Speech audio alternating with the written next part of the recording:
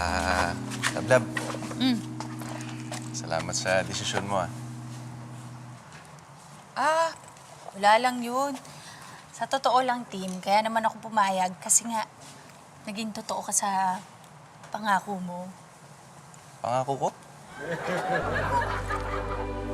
Dito, sa boarding house.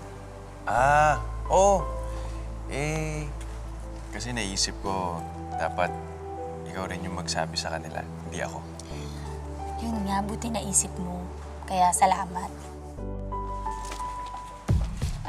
Fashion show? Kuya, nataasan lang yung pakiakyat.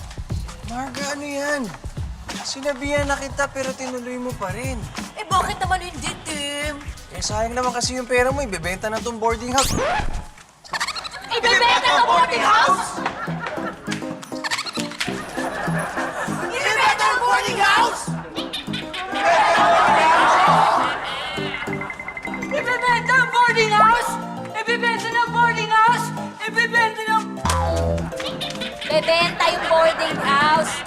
Diba? Dito lahat tayo ay feeling showbiz pag dito tumira.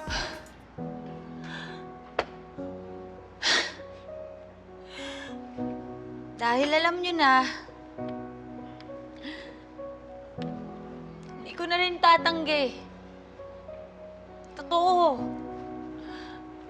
Totoong ibebenta ko ang boarding house.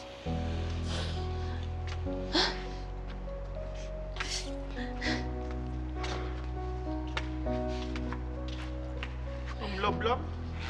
Ganun-ganun lang, wala akong masabi. Lablab. Alam mo ba, kung gano'n ko kamahal itong boarding house, kulang na napakasalan ko to. Okay lang yan, Marga. Marami pa namang ibang boarding house na pwede mong pakasalan eh. My God, that's bad. Ma'am Lablab, yung ba naisip kung paano na kami? Kobe, ayoko naman talaga. Kaso, mareremata tong bahay. May malaking utang sa bangko. Ang pagbenta ng boarding house, yun lang yung magiging solusyon. Unfortunately, wala tayong magagawa. Good luck na lang. Magliligpit na ako ng mga gamit ko. Uy! Naman eh. Pala. Uy! Chonggo naman ito kayo.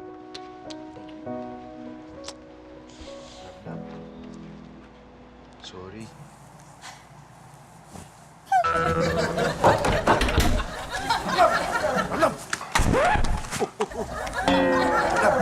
Kumusta ka na? Ano, ready ka na? Tawagan ko na si Bitbit para makakarap mo. Mag-meet na kayo.